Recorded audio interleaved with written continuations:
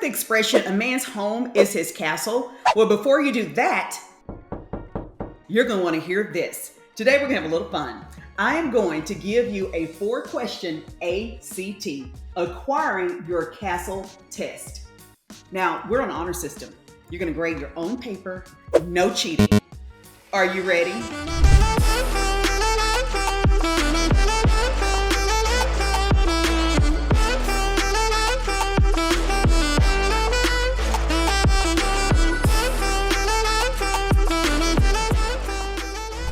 I realize that oftentimes a seller is also a buyer because you probably want to sell your home first before you purchase your next place. And if that sounds like you, you're going to want to check out the SAT, the Seller's Aptitude Test. I have a family that I've been working with, and we wrote a couple of offers, and there seemed to be a little trend going on with their offers. They would just arbitrarily offer $75,000 below list price. Now, I'm not sure that that's the winning strategy. Honestly, I am sure that's not the winning strategy.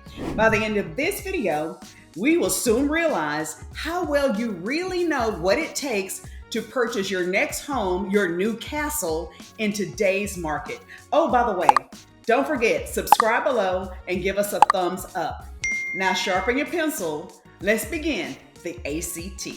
We're going to begin with the short answer question. Number 1. What is the difference between perfection and perfecting? I like to share this analogy quite often. Think about the vast number of art projects that you joyfully display on your refrigerator. You hesitate to question what appears to be random scribblings on the paper. You're using a lot of your imagination to make out what could possibly be a face, a dog, a house. I mean, who knows? And you are hopeful that the misshapen stick figure isn't you. But you see the potential. Same with your home. There's a higher price to pay for perfection. If you find a home that needs a little, and in some cases a lot of imagination, doing it yourself is perfecting the home. Sure, it's going to cost you something, sweat equity or check equity, but you're creating your own masterpiece. And that's where you win. Now, if your answer to the question of what is the difference between perfection and perfecting came anywhere close to mine, then go ahead and give yourself credit. Well, let's move on to number 2, true or false. This one is going to be an easy one. We are headed toward a market crash. Now, my first instinct is to say to myself, wishful thinking, but those are inside thoughts. I understand what the real question is. You hesitate because you don't want to make a mistake. I get that.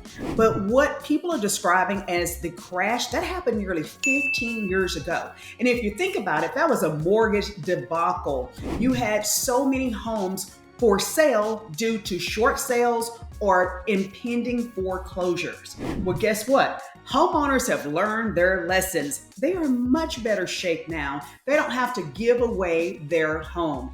Now, we have a shortage of inventory. Even though builders are building to try to correct and help with the inventory shortage, we're still not quite there. And that may be why you're still looking for the perfect home. Oh, and to bring us to more recent crisis, let's talk about the pandemic. Even the people who applied for forbearance during the pandemic, well, they've got things corrected and most of them are back on track. 75% of homeowners either own their homes free and clear, no mortgage at all, or they have at least 50% equity in their home. So they have a lot of time to wait for the right buyer. So waiting for the market to crash can cause your dream of moving to your next place to crash and burn. So the answer to the question, are we headed toward a crash? That answer is false. Oh, and heads up, if you or someone you know is waiting to after the presidential election to make their move, historically, 8 out of the past 11 elections have experienced an increase in housing prices than before. So there's a price to be paid for waiting and seeing. Before we move on to number 3, let's take a pause for our station identification.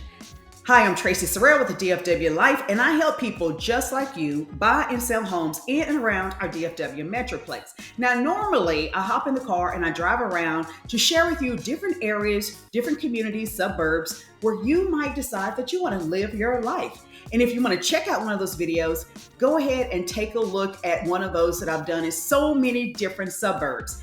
What I like to do is drive around and give you the VIP access of what people really do and how they really move around in these areas. And if you like VIP access, you're going to want to subscribe below, give us a thumbs up, press the bell so you'll be notified anytime anything goes down around town, around our DFW Metroplex.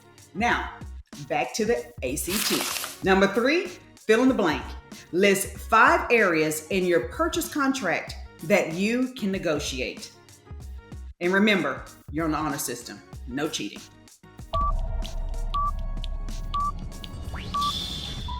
Now let's see how well you did. Now, most people get 2 out of these 3 fairly quickly. These are the more popular answers. Let's see if you have this on your paper.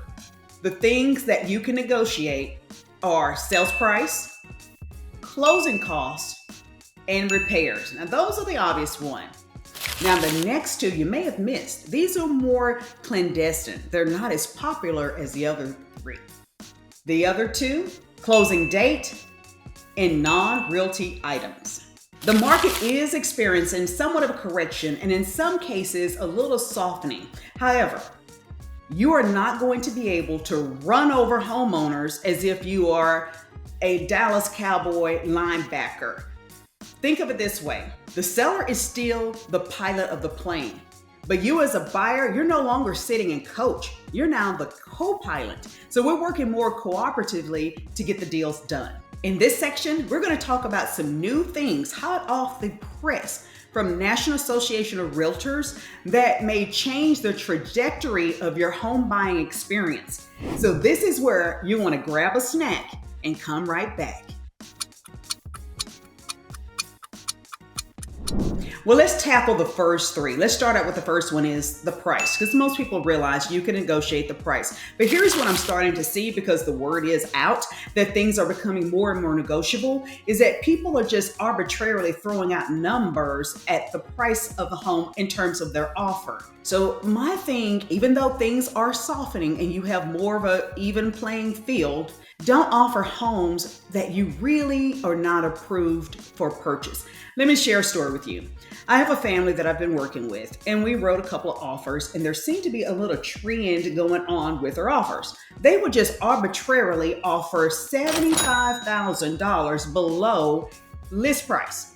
Now, I'm not sure that that's the winning strategy. Honestly, I am sure that's not the winning strategy, but we had to really do a lot of coaching and teaching.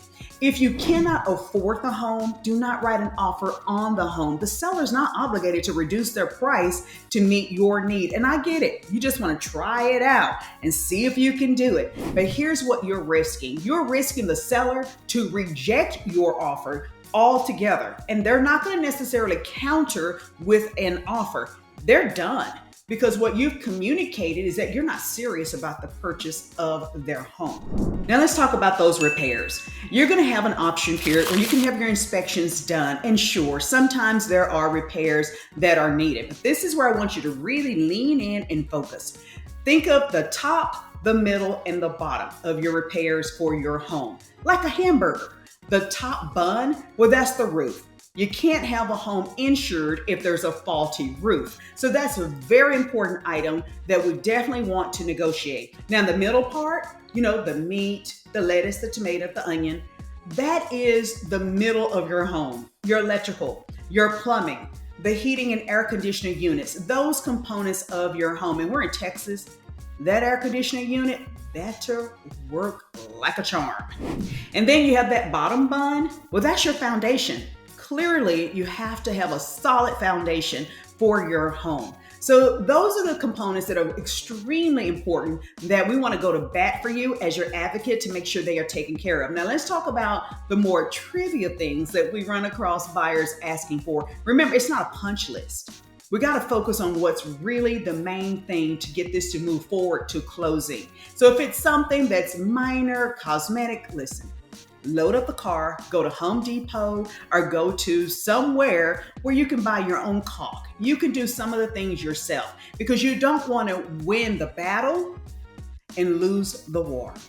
Now, this brings us to the discussions that you may have heard from the National Association of Realtors and some of the changes. Now, there is no way I am going to go over every detail in the duration of this video of what has taken the National Association of Realtors more than a year to come to a workable conclusion. But basically, the change is in seller's concessions. So think about your closing costs, if you want a home warranty, if you want the seller to help buy down your mortgage rates, all of those are considered concessions.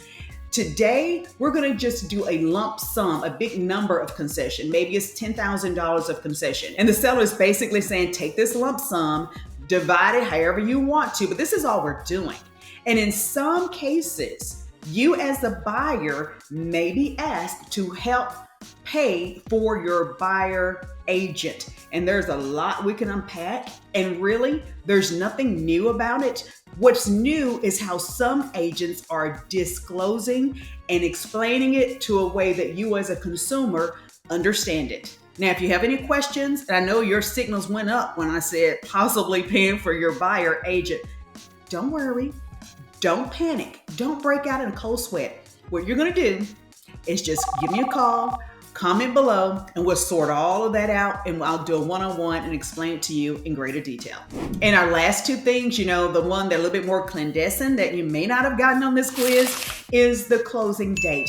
Be flexible. We want to know whether or not the seller needs a lease back. Now, you can add a little bit more financial incentive to yourself if you agree to a lease back, but mostly they're just a few days courtesy lease back. We'll talk about more of that later. And the last one is your non-realty item. Let's say you go into the home and you are wowed by their media room and how they have everything set up. I mean, you love the chairs, you love everything about it. Well, perhaps as part of your negotiation with repairs, we can ask the seller to kind of sweeten the deal, and maybe the seller as non-realty item will add that to the sale of the home. I mean, there are so many great things that you can do as a buyer and experience during this process. Okay, so with this section, this is how you're going to grade your paper. If you got 3 out of the 5, go ahead and give yourself a smiley face, because not many people actually get those last 2, because they're like sleeper sales. You know they exist, but you just don't think about them. Those aren't the things that are top of mind. Now, this brings us to our 4th and final question. Hey, Tracy, if I'm buying new construction, do I need to involve a realtor? And here are your answer choices. A, yes. B, no. Or C, maybe so. Oh, I know you're getting really excited when you see beautiful homes, but there's so much to be considered other than how nice the home is, the bedrooms, baths, and square feet. You want to look at the lot premium, because, not all lots are created equal. And if there are lot discounts, they're reducing the price for these particular lots, you might want to know why. I mean, is it backing up to something that's a little off? Is it situated within the community that's a little bit headache for you? There's a reason why there's a discount, and maybe they're just trying to get rid of the lot. But don't you deserve to know what you're getting into and where this beautiful home is going to be situated within the community? Why is it a premium? Why is it a discount? Oh, and there are some fees that you might need to consider. HOA fees, PID fees, that's Public Improvement District. There are a number of fees that will impact the expense of living in your, new castle. And as your realtor, I'll be able to expose you to different communities that may fit your lifestyle even better. Now, those are only a few reasons why you should choose me as your realtor. Let's take a listen to a few others. Now let's address the elephant in the room, or the car, and that is, hey, Tracy, do I really need to hire a realtor if I'm buying new construction? And my answer to you is yes. And this is why. Think about it. When you go into a model home and you're talking with the representative of the builder, well, the builder has that salesperson to represent his or her interest. So that builder has someone. Why wouldn't you have someone who is your advocate and represents your best interest? So yes, I think you should hire a realtor, because that is one thing that I hear quite often when people are considering new construction home is they feel as though Hey, I can just walk in and buy the home directly from the builder, and you can. Oh, and one more thing. Many builders actually have your realtor's fee paid for through their marketing budget. So they're expecting you to come in with your realtor. They've already budgeted for it. Well, this concludes our 4-question ACT, acquiring your castle test. If you scored 2 out of 4, you got 50% right. Use this ACT manual as your guide to better prepare you for your castle buying process. You got this. Now, if you got maybe 3 or all 4 correct, then you've been watching and paying close attention to our local market. Then my question for you is, what's holding you back? Whether you need a one-on-one tutor session or you scored in the top 1% of all the test takers, comment below, give me a call, grab a one-on-one consultation link so together we can better realize where is the best place in our DFW Metroplex for you to create your memories and call home.